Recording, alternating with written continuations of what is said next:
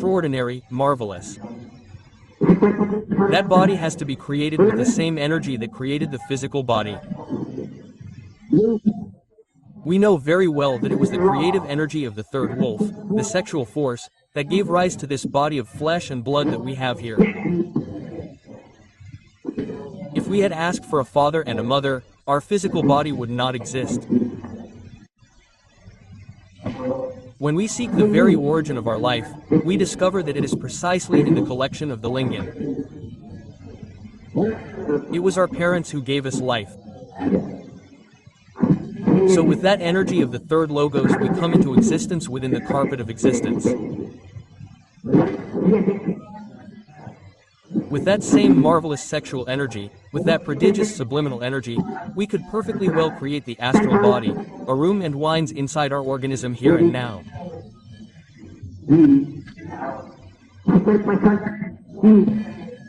That holy body, the fifth dimension that creates it, immortality will be able to travel with that body outside of the P-scope and go to other inhabited worlds with the same system, with the same force, with the same power. Life could be given life to the body back then. Only we would have to know, let's say, that artificial wine that the alchemists called in their time secretor.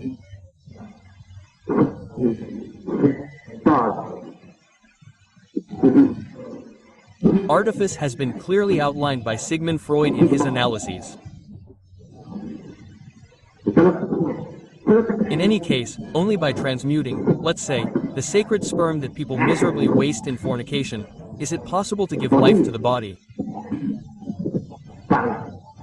It would have to be sublimated as if it were ad. And it's obvious Freud was from that field of the modern psychology and of the extraordinary parapsychology. That professor made a magnificent innovation within the same field of psychology of the time and brought medicine to the psychic question. That is why Freud deserves our recognition. Sublimating energy is possible. We have methods. We know of a secretor that allows the transformation of the sacred system in which we achieve such a marvelous transformation that will form the body within us. With that body we will be able to travel, I say, through infinity. Later, with that same prodigious energy, we can create an individual mental body for specific use. Such a creation would in fact be realized in the world of the sixth dimension. If a mental body is created, universal knowledge can be assimilated, it becomes highly receptive, it can truly penetrate the world of the planetary mind. It is also true and absolutely true that the planet Earth has a world mind. Once the mental body can be parked through the transmutation of the created energy, you will be able to truly expand into the world of the planetary mind and know the wonders of the universe. Far beyond the world of the mind is the world of conscious will. People are victims of circumstances. Everything happens to them by accident. Although the law of cause and effect is also processed. People do not know how to create new circumstances, they are victims of that. When one creates the body of conscious will, one learns to control circumstances, one becomes master of oneself, one can control one's own processes. That body can be created through sexual transmutation, following the school of psychoanalysis, the sublimation of energy, the sublimation of sexual release. Obviously, sexual life is sublimated through the love of art, aesthetics, beauty, through music, through artistic feeling. But the secret secretary is only available in the Noahic school.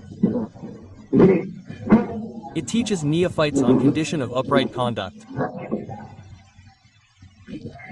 Whoever has created the astral, mental and causal bodies will become a man. It is necessary to become a man, but for that, these bodies must be created. Once created, They intermingle and compete, forming a whole, and that whole lives inside the physical body in an extraordinary, marvelous, solemn way. First, man must be created. When the existential bodies of the being have been created, the spiritual and animic principles are received. Then, one truly becomes a man. Therefore, before reaching the stature of the Superman, one must first create man. Today, all of us, starting with insignificant people who are worthless, are intellectual animals.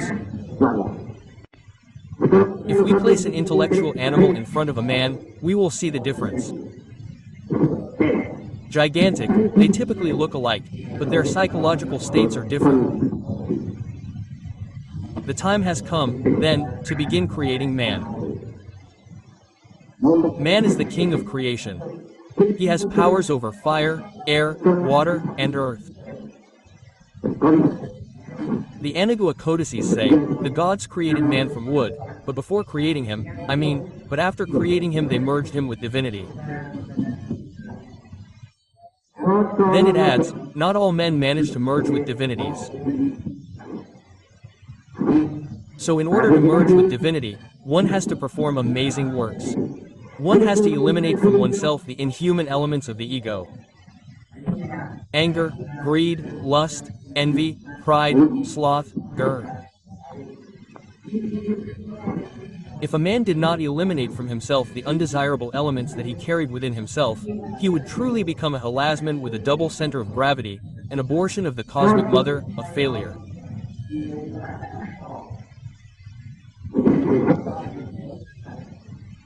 That makes it truly necessary to eliminate the unnecessary elements that exist in our being. When this is done, when all the undesirable elements that we carry within us have been disintegrated, then there is the awakening of consciousness and the fusion with God, the integration with the divine. That is the moment when we enter the kingdom of the Suck. We love the Suck. We follow the agenda that will lead us to the Suck. The powers of the Superman are truly to create man, but always with a view to transforming him into a Superman.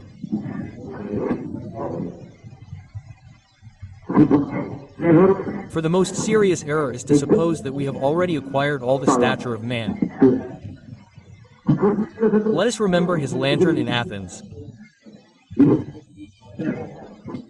They say that he went around at noon with a lantern looking everywhere for a man, and he came to one of the largest arenas in Athens and asked, "Is there a man here?"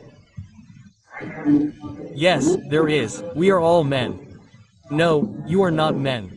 The public square is full of men." "Those are not men," he said. The scientists and the religious people and everyone else. And whenever they asked him, "What are you looking for?" he answered, "A man." With that lit lantern he went around all of Athens. Obviously he made enemies of the Athenians, but he was right. It is very difficult to find a man. Intellectual animals abound everywhere, but there are not many men.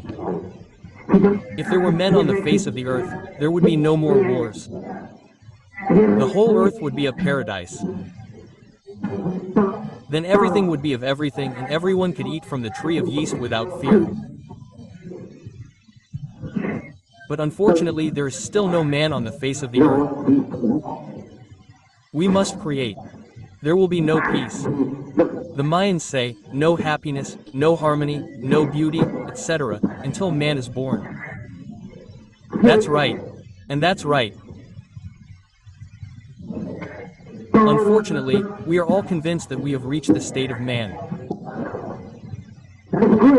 We are sure of it, and anyone who tells us otherwise offends us. But in reality, man has not yet been born. Man is the king of creation, the master of the universe. He has the power to command fire, to direct the winds and storms, to walk on water like Jesus of Nazareth, or to retemper the earth. Man can walk on storms and wield the lightning bolt of power because he is the king of creation, a true king. Unfortunately, we believe ourselves to be men when in truth we are not even capable of governing ourselves.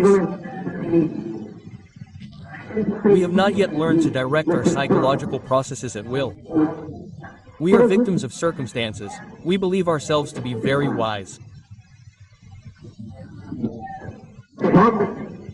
If we were truly men in the transcendental sense of the word, we could even prolong life for millions of years, since man is the king of creation and is not a slave.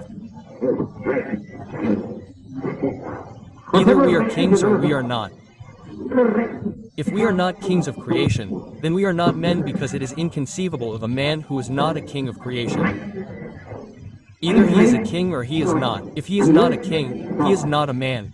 That is the harsh reality of the facts. However, we can create man within ourselves, but it requires availability to man. It requires that we be truly willing to create man. The sun is currently conducting a gigantic experiment. It wants to create men. During the time of Abraham, the prophet made quite a few creations. During the first 8 centuries of Christianity, the sun managed to create a few more men.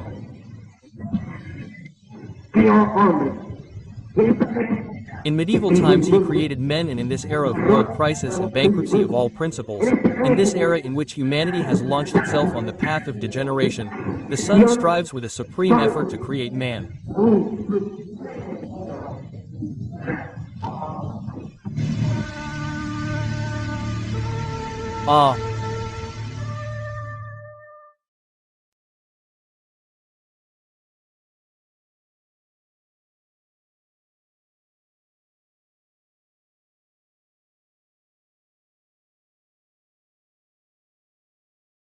El simbolismo de la Navidad. Es claro que este es un evento maravilloso sobre el cual urge meditar profundamente. El Sol cada año realiza un viaje elíptico que comienza desde el 25 de diciembre en adelante.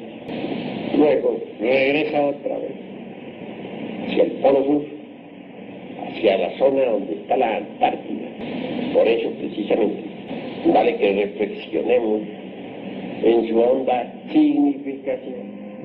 Por estos tiempos comienza el frío aquí en el norte, debido precisamente a que el sol se está alejando hacia las regiones australes. Y el 24 de diciembre el sol habrá llegado al máximo en su viaje hacia el sur. Si no fuera porque el sol avanza hacia el norte desde el 25 de diciembre en adelante, moriríamos de frío. La tierra entera se convertiría en una mole de hielo y perecería realmente toda criatura, todo aquello que tenga vida.